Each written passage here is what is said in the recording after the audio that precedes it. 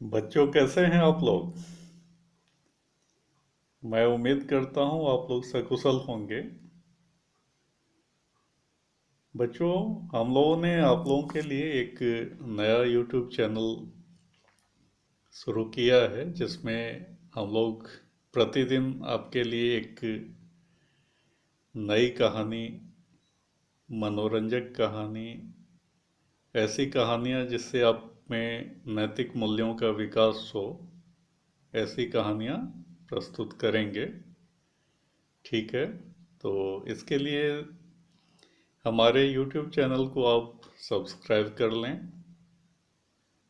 Like करें और bell icon को प्रेस करना ना भूलें, जिससे कि हमारे आने वाले वीडियो की जानकारी आपको समय समय पर मिलती रहे।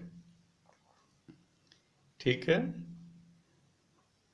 तो बच्चों, आज हम लोग शुरुआत करते हैं एक छोटी सी नैतिक कथा के साथ। ठीक है। तो ऐसी ही कथा हम लोग आपके सामने रोज प्रतिदिन लाते रहेंगे, जिससे आपका ज्ञानवर्धन भी हो और नैतिक मूल्यों का विकास भी हो। ठीक है। ये बहुत ज़रूरी है आप बच्चों के लिए। तो चलिए आज शुरुआत करते हैं एक छोटी सी नैतिक कथा से। तो बच्चों, कहा जाता है बहुत समय पहले हिमालय की तलहटी में एक महात्मा रहते थे, बहुत बड़े संत रहते थे। काफ़ी शांति प्रिय व्यक्ति थे वो, काफ़ी गुणवान, काफ़ी विद्वान व्यक्ति थे। उनके पास बहुत सारे बच्चे उनसे शिक्षा अर्जन के लिए भी आते थे उनके गुरुकुल में। तो एक दिन एक छोटे से बालक ने, छोटा सा शिष्य था उनका, उनके उसके मन में एक जिज्ञासा उठी कि गुरुजी, जब आप इतने ज्ञानी, इतने विद्वान, इतने महान हैं, तो आपके गुरुदेव कैसे रहे होंगे? क्या आप उनके बारे में मुझे कुछ बताना चाहेंगे? तो गुरुदेव ने कहा कि देखो वत्स, जीवन में हर कोई किसी भी प्राणी, किसी जीव से भी उसकी अच्छाइयों को ग्रहण कर सकता है। हर जीव जंतु, हर प्राणी में उसमें कुछ अच्छाइयाँ भी होती है, कुछ बुराइयाँ भी होती है। तो हमें उनकी अच्छाइयों को ग्रहण करना चाहिए। ठीक है। तो गुरुदेव ने कहा कि मेरे जीवन में कई घटनाएं हुई जिससे कि मैंने बहुत कुछ सीखा। आगे कहना शुरू किया उन्होंने कि मेरा सबसे पहला गुरु जो था, एक चोर था। तो शिष्य ने कहा, गुरुजी, एक चोर? गुरुदेव ने कहा, हाँ, एक चोर। बहुत समय की पहले की बात है। मैं एक गांव से गुजर रहा था, रात्रि होने वाली थी और मुझे किसी आश्रय की तलाश थी जहाँ कि मैं रात गुजार सकूं। तो तभी मैंने देखा एक व्यक्ति एक मकान में एक सुरंग बनाने की कोशिश कर रहा है। तो मैं वहाँ गया और उस व्यक्ति से पूछा कि महाशय, मैं एक यात्री हूँ, मुझे रात गुजारने के लिए कहीं आश्रय मिल सकता है क्या यहाँ पर? तो उस व्यक्ति ने मुस्कुराते हुए कहा, हाँ हाँ, क्यों नहीं, आप मेरे साथ मेरी कुटिया में विश्राम कर सकते हैं, रात्रि गुजारें आप, मुझे बहुत खुशी होगी। लेकिन वहाँ चलने से पहले आपको मैं ये बता दूं कि मैं एक चोर हूँ। तो सन्यासी भी थोड़ा हतप्रभ रह गए, थोड़ा सकपकाए। फिर भी उन्होंने कहा चलो कोई बात नहीं, मुझे इन सब बातों से कोई फर्क नहीं पड़ता। और वह उस व्यक्ति के साथ रात गुजारने के लिए उसकी कुटिया में चले गए। ठीक है।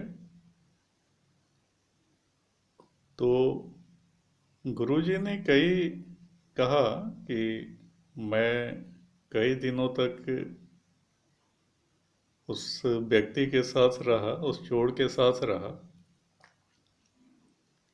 तो मैंने देखा कि वह सुबह सुबह निकलता और शाम को जब वापस आता तो कभी कुछ लेकर आता, कभी खाली हाथ ही आ जाता।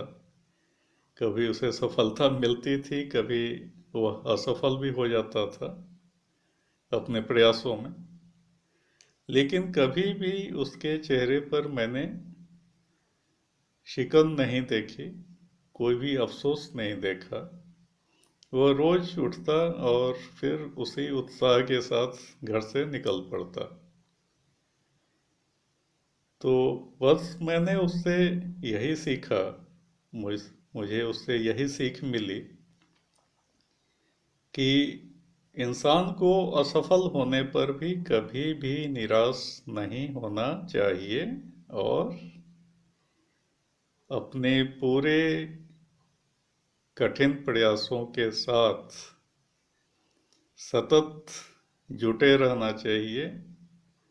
सफलता कभी न कभी हाथ लगती ही है। और सफलता का मूल मंत्र भी यही है। अगर हम प्रयास करना ही छोड़ देंगे असफलता के डर से या असफल होने के बाद, तो फिर हमें सफलता मिलेगी कैसे? इसलिए असफलता से घबराएं नहीं और भी पूरे लगन के साथ, पूरी शक्ति के साथ जुटे रहें, इससे सफलता आपको मिलेगी। ठीक है। असफलता से कभी भी घबराना नहीं चाहिए। तो बच्चों, जीवन में कभी भी किसी से भी, किसी भी प्राणी से भी हमें कुछ सीखने को मिल सकती है। तो यह हमारे ऊपर निर्भर करता है कि हम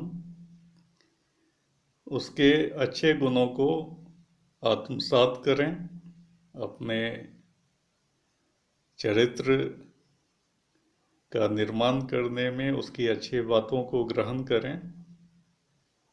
ठीक है।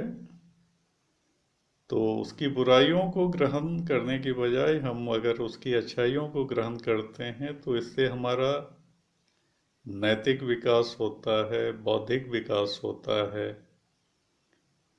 ठीक है। और हम अपने जीवन में सफलता की ओर आगे बढ़ते हैं। ठीक है। तो आप अपने प्रयासों में सतत प्रयत्नशील रहें, मेहनत से घबराएं नहीं, कठिन परिश्रम करना सीखें, अपने बड़ों का सम्मान करें, उनकी आज्ञाओं का पालन करें। ठीक है। इससे आपके जीवन में आपके चरित्र का, आपके बौद्धिक